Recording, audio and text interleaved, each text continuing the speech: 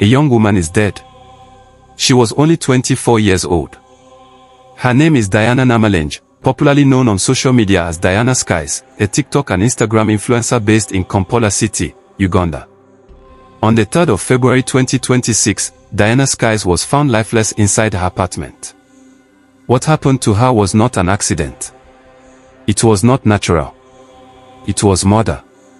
She was assaulted, beaten, allegedly raped, strangled, and robbed.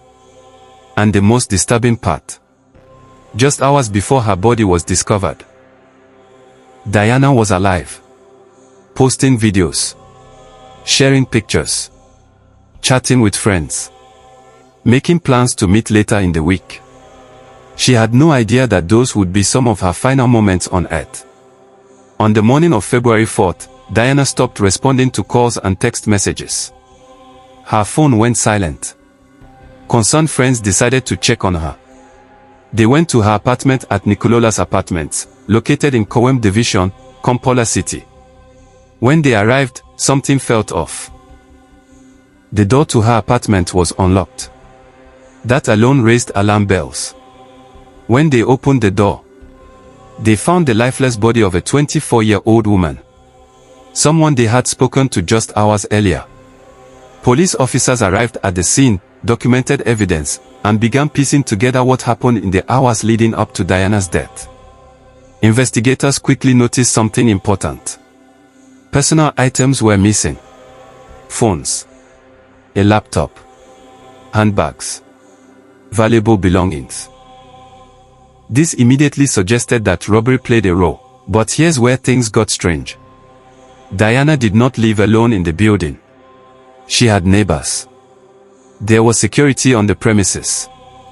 Yet no one reported hearing screams, a struggle, a fight, or any form of commotion. If this were a random robbery, others in the compound would have noticed. But they didn't. Which raised a terrifying question. Did the attacker gain easy access to her apartment? And was she attacked silently, before she could even call for help? Then came the first major breakthrough. Police noticed something suspicious. The security guard assigned to the apartment complex was missing. And on Thursday, February 5th, just one day later, police arrested a security guard connected to Nikolola's apartments. He was stopped near the northern bypass at Kasengati, attempting to leave the area with 2 large suitcases and a laptop bag. Inside those bags, items later confirmed to belong to Diana Skies, including a silver iPhone 17 Pro Max, a Samsung phone, sunglasses, female handbags, a wristwatch, and other personal belongings. Items no security guard could reasonably explain owning. Police questioned him, asked for receipts, asked him to unlock the phones, asked him to prove ownership. He couldn't. And when the pressure became too much, he confessed. He admitted to taking the items from an apartment inside the compound he was assigned to protect. That apartment was Diana's. Now, here's the problem. If he entered that apartment to steal her belongings, then he would have seen her body. So the idea that he only picked items does not add up. As of now, police say 2 to 3 additional suspects are also being investigated. But many people are asking the same question. If there were multiple attackers, why did one man have almost everything? Phones, laptop, bags, valuables. This raises serious doubts about whether this was a group crime or whether this security guard acted alone. Diana's body was taken to Malego City Mortuary for a post-mortem examination to determine the exact cause of death. She was later buried on Friday, February 6, 2026, at her family home in Namayamba, Wakiso district. And that's where the story took a very ugly turn. Instead of mourning a young woman who was brutally killed, the internet did what it does best. It judged.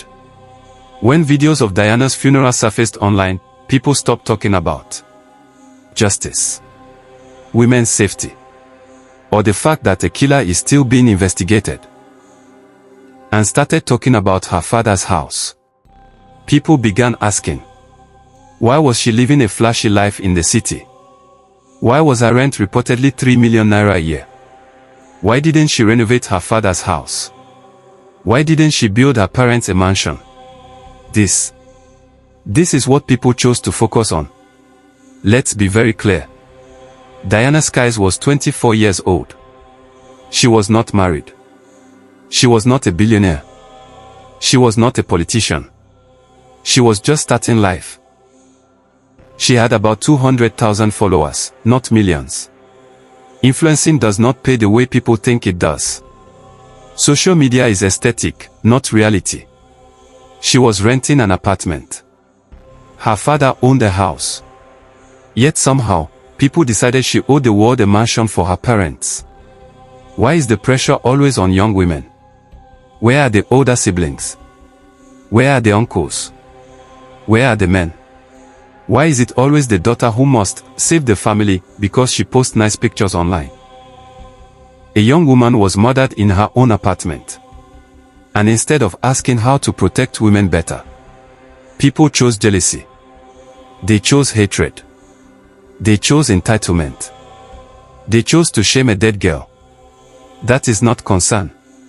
That is bitterness. The truth is simple. This could have been any young woman. Living alone. Working hard. Trying to survive. Trying to look okay online in a very hard economy. There are killers out there. There are predators out there. And instead of focusing on that reality, people are busy counting another woman's pockets. It's disgusting. Diana Skies deserved grace. She deserved protection. She deserved justice. Not judgment. May her soul rest in peace. And may those responsible be held fully accountable.